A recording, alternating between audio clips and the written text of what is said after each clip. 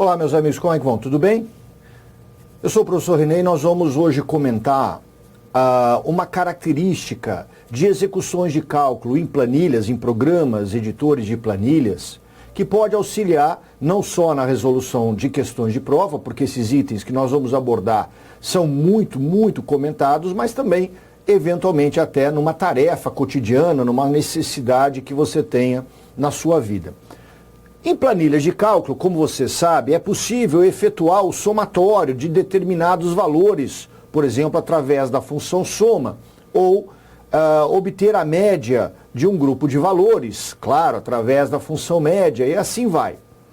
Quando você vai executar, por exemplo, soma de determinados valores, você pode escolher um bloco inteiro de células. Então você, por exemplo, pode somar todos os valores, desde a célula A1 até a célula A50, né?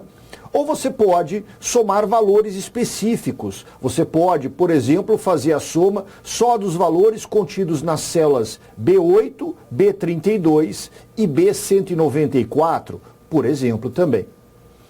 Às vezes, porém, você quer ou precisa executar soma, média e outras ações que estejam vinculadas. Então vamos imaginar essa situação.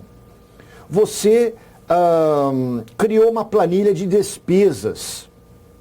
E toda vez que você executa uma despesa, você vai a esta planilha. Então você tem lá a coluna data, a descrição da despesa, o valor, e aí você cria uma coluna chamada categoria.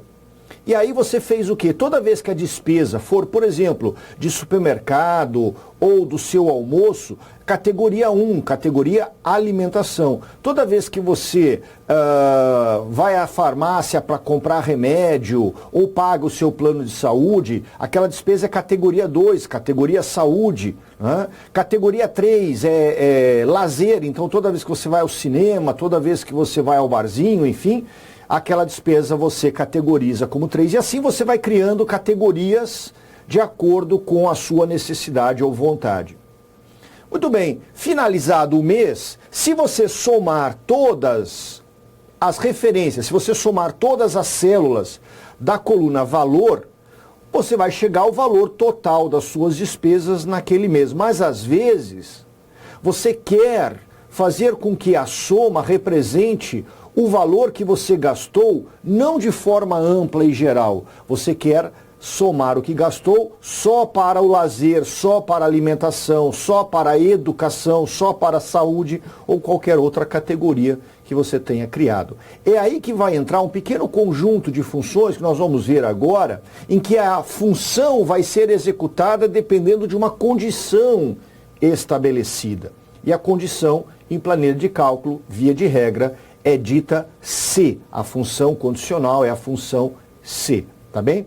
Então, primeira coisa, embora, isso aqui é só para você saber, nós utilizaremos telas capturadas a partir desta versão do Excel, da versão 2016 do Excel. Mas tudo que nós abordarmos vale também para as versões anteriores do Excel, como a versão 2013 e a versão 2010, e vale também para outros aplicativos, como é o caso do Calc, o programa de planilhas de cálculo do pacote LibreOffice. Tá legal?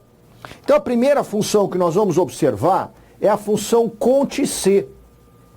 Essa função, ela precisa de um pouquinho só de atenção, porque observem que nós não vamos somar valores, nós vamos contar valores. Se eu dissesse a você, conte para mim quantas pessoas tiraram 10 na prova. Você não vai somar 10 para o primeiro, mais 10 dá 20 para o segundo, né? Você acertou todas as questões? Sim. Que nota você tirou? Tirei 10, ok, uma pessoa. E você? Ah, tirei 8, essa eu não conto. E você? Tirei 10, segunda pessoa. Para cada ocorrência você vai contar uma vez apenas e não somar os valores. Tá legal? Então veja, a função é conte.c e aqui, principalmente agora falando sobre provas de concurso, é claro, né? Muita atenção a este detalhe, porque você vai observar que nos dois próximos elementos, na soma condicional e na média condicional, não existirá o ponto dividindo, digamos assim, os nomes. Aqui, conte ponto C. Depois você vai ver que na função soma você vai escrever soma C, você vai digitar soma C, tudo junto sem qualquer ponto no meio. Você sabe que na sintaxe do Excel, toda vez que você erra um único caractere, você o coloca fora de lugar, põe algo a mais do que deveria ou não põe algo que deveria, vai dar mensagem de erro. Então o que eu quero aqui? Primeiro, eu quero apresentar o intervalo de dados que deve ser usado para contagem. Qual é o intervalo de dados? De D1 até E5. Este é o meu intervalo. Este é o onde. Depois vem a referência. A referência é o que. Então vocês podem observar que no nosso exemplo, o intervalo é de D1 até E5 e a nossa referência é o número 10. Então a leitura que eu faço dessa estrutura é mais ou menos essa. Excel ou programa, né, seja ele qual for, conte para mim quantas vezes de D1 até E5 aparece o número 10. O número 10, específica e exclusivamente o número 10. Cuidado! Este é apenas um exemplo, claro, né? Você também poderia determinar valores que fossem maiores do que 5, maiores do que 10, maiores do que 1000, menores do que 2. Você, claro, pode fazer isso. Mas quando você fizer isso, a referência obrigatoriamente, então se fosse, né, D1, 2 pontos, E5, ponto e vírgula. Vamos supor que você quisesse contar todos os valores maiores do que 5. Então você é obrigado a fazer assim, ó, abre aspas, maior, 5, fecha aspas. Tá legal? Professor, por que no 10 não põe e no maior que 5 põe? É aleatório? Tem regra? Tem. Valores específicos. Não pode colocar aspas, estamos proibidos de executar desta maneira. Valores graduais, ou grupo de valores, ou conjunto de valores, é obrigatório. Toda vez que você colocar maior, maior igual, menor, menor igual, você é obrigado a colocar estas referências entre aspas, tá legal? Então, nesse caso, é obrigatório. Se fosse maior ou igual, mesma coisa, né? Abre aspas, porém agora seria maior, igual, 5, fecha aspas. Maior do que 5, o próprio 5 não vai contar, maior ou igual a 5, o 5, o próprio número 5, será contabilizado nesse caso, tá certo? Muito bem. Então, se nós pensarmos assim, o que eu tinha que fazer? Excel, né? Porque numa questão de prova, o que nos é proposto é uma tarefa que foi apresentada ao Excel. Então, eu preciso conhecer como ele é, o que ele faz, né? Como ele trabalha, para poder, é claro, dizer o que ele realiza e qual é o resultado, tá certo? Então voltemos aqui ao slide. O que nós procuramos então? Quantas ocorrências existem neste intervalo de dados que se referem exatamente ao número 10? Olha só, nós encontramos o número 10 a primeira vez na célula D3 e a segunda vez na célula D4. Também encontramos o número 10 nas células E1, E2 e E4. Então, no total, e o número 5 já está representado aí na célula F1, indicando, né, qual seria o resultado. Assim sendo, o resultado é 5. Existem 5 referências equivalentes àquela que foi solicitada, o número 10, dentro do intervalo de D1 até E5. Tá legal? Muito bem. Veja, como eu disse, certas ocasiões você terá que colocar obrigatoriamente entre aspas, tá legal? Então veja, de D1 até E5 eu quero que sejam contados quantos valores existem que sejam superiores a 7. Veja que na tabela nós não temos o número 7 exatamente, mas se ele existisse ele não seria contabilizado, tá legal? Então o que nós temos maior do que 7? O 9, o 10, outra vez o 10 e o 8 na coluna D de dado.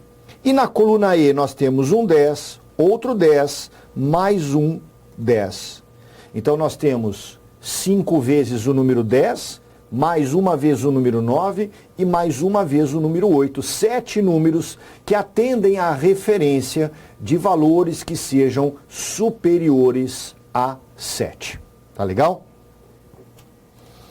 Bom, agora nós temos o soma C. Primeira coisa, como eu disse, observe que não temos o ponto. É soma C, tudo junto. Agora nós temos, veja lá na sintaxe, nós temos primeiro o intervalo, depois nós temos o critério e depois o intervalo da soma. Amigos, se o último intervalo é o intervalo da soma, o primeiro critério, o primeiro elemento, que não foi dito nada mais do que intervalo, só isso e nada mais, é o intervalo do critério. Deixa eu explicar. Primeiro você vai dizer ao aplicativo onde ele deve procurar o critério, ou seja, onde ele deve procurar a condição estabelecida. E qual é a condição estabelecida? É a segunda informação. Então, usando aqui o azul, o critério deve ser procurado, deve ser encontrado neste universo aqui, de D2 até D7. Este é o critério.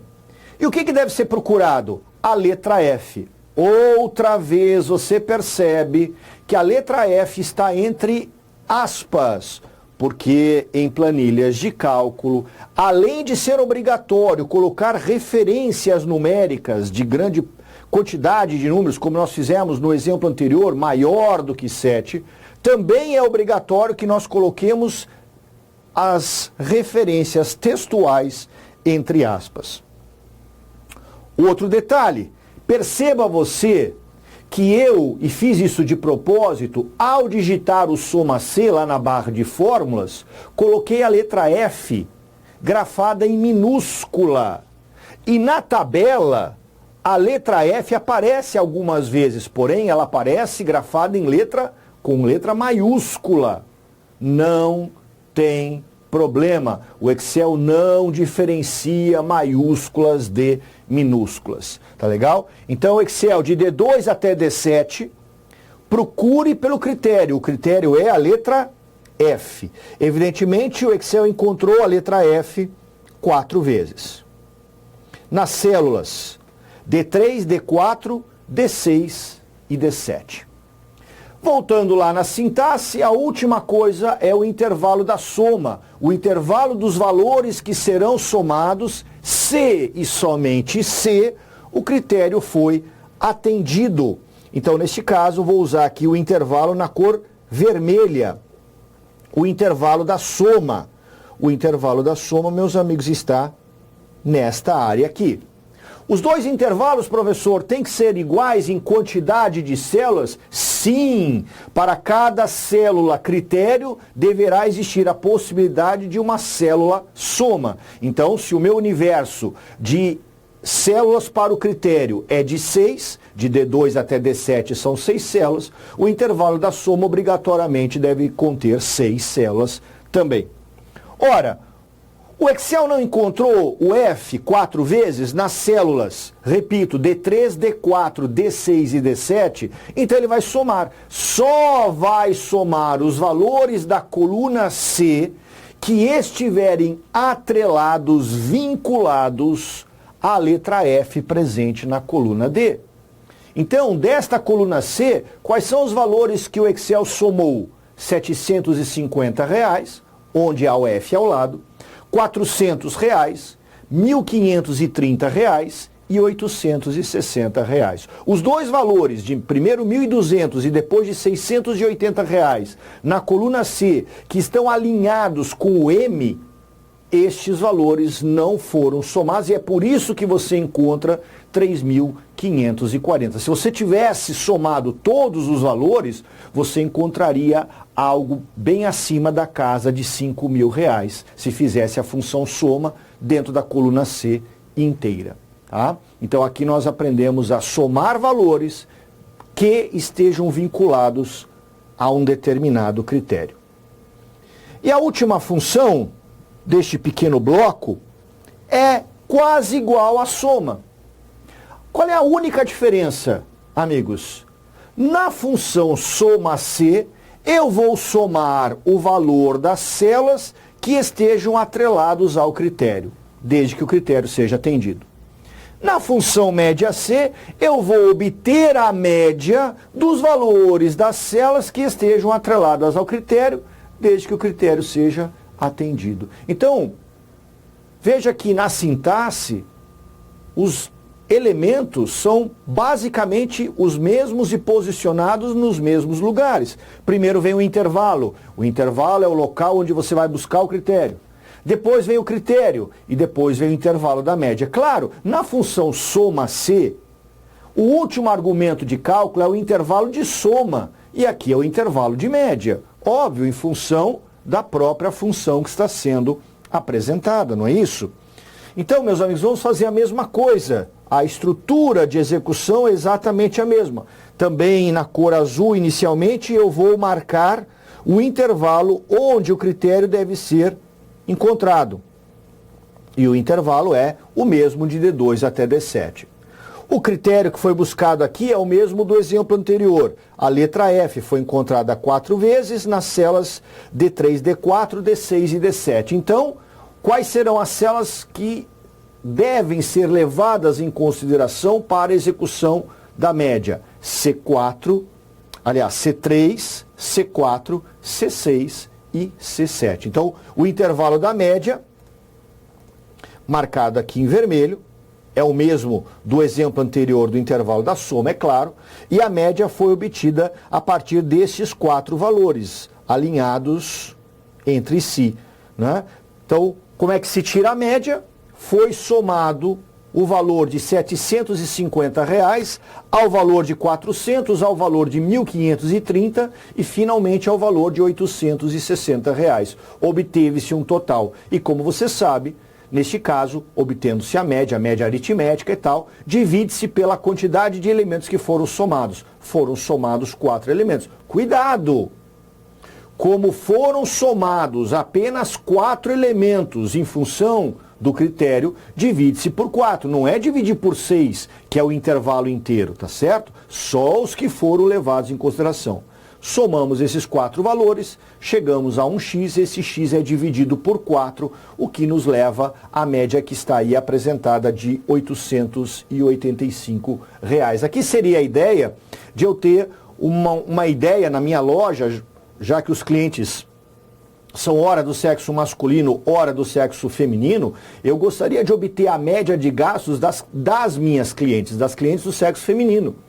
Então, se eu trocasse, nesse mesmo exemplo, se eu trocar lá na sintaxe a letra F pela letra M, então eu obteria a outra média, a média de gastos de clientes do sexo masculino, tá certo? Por que eu queria isso? Porque eu vou fazer uma promoção só de roupa feminina, de repente, nessa loja, ou só de utensílios vinculados aí às mulheres. Então, eu preciso estudar o que tem acontecido em relação a esse tipo de cliente da minha loja. Então, isso aqui são exemplos diversos, né, que podem ou não se aplicar à sua necessidade, mas é para que você entenda o porquê nós, eventualmente, utilizamos as funções condicionadas, tá legal? Nós temos outras estruturas mais complexas, mas essas 3 perfazem a base do que é usado com mais frequência em concurso, tá legal? Se você já possuía uma ideia sobre isso, pratique mais, porque